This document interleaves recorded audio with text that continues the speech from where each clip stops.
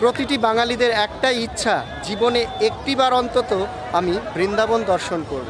সেই বৃন্দাবনেই আমি আজকে এসেছি। বন্ধুরা, আমার এই ভিডিওটি পুরো মন দিয়ে দেখবেন, স্কিপ করে দেখবেন না। স্কিপ করে দেখলে কোনো জিনিস বোঝা যায় না, দেখা যায় না।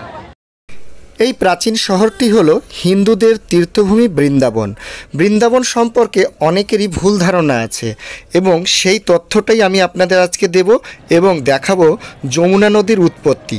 আসুন আমার সাথে থাকুন, আমার সাথে এই ভিডিওটি পুরোটা মন দিয়ে দেখবেন।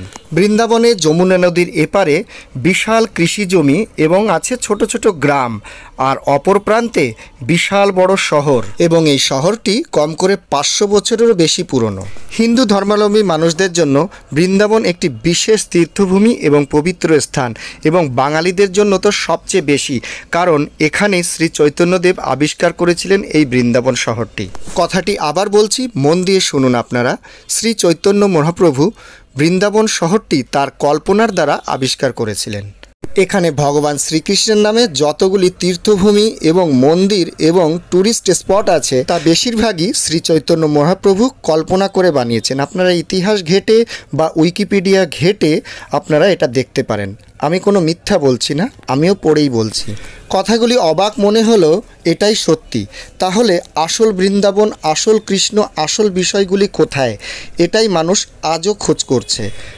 নৌকা করে ওপারে আমি কিছু ওখানকার গ্রামবাসী আদিবাসীদের সাথে কথা বলে দেখেছিলাম।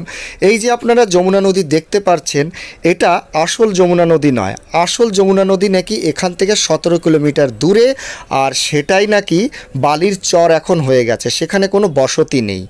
ওখানকার কিছু লোকাল গ্রামবাসী এই বক্তব্য আমাকে দিয়েছে, হয়তো হতেও পারে।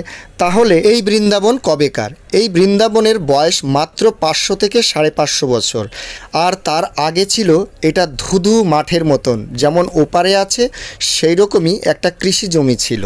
পরে নাকি চৈতন্যদেব আসার পরে তারপরে এটা ধীরে ধীরে নগর হয় এবং রাজস্থানের রাজরাজারা এই নগরটি নতুনভাবে স্থাপনা করেন। তবে ঐতিহাসিকবিদ যাই বলুক না কেন বা এখানকার লোকাল লোক যাই বলুক না কেন, বৃন্দাবন হচ্ছে হিন্দুদের, বিশেষ করে বাঙালিদের সবচেয়ে পবিত্র তীর্থভূমি।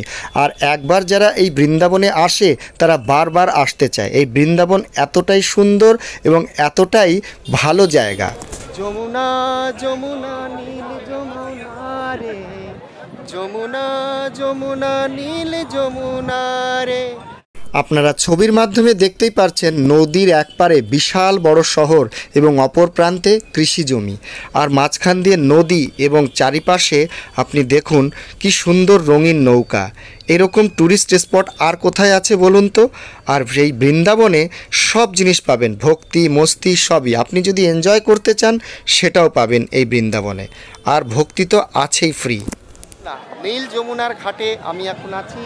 এই সেই বৃন্দাবনের যমুনা নদী, এইখানেই কৃষ্ণ লীলা করতেন, সেই জায়গায় আমি আজকে এসেছি। হ্যাঁ, এই সেই যমুনা, যেই যমুনাকে গঙ্গার মতন পুজো করে হিন্দু ধর্মাবলম্বী মানুষেরা। আর এই সেই যমুনা নদীর পাশেই আছে যমুনা মন্দির।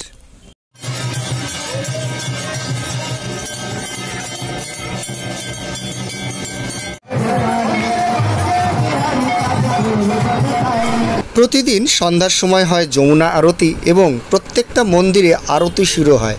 সে একটা অদ্ভুত আনন্দের ব্যাপার, না দেখলে ভাষায় প্রকাশ করা যায় না।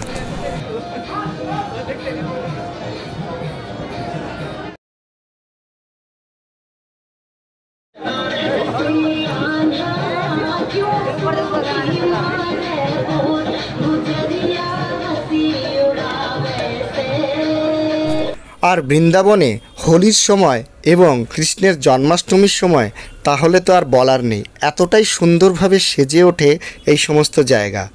যদি একবার আসেন আপনার বারবার ইচ্ছা হবে এই বৃন্দাবনে আসতে।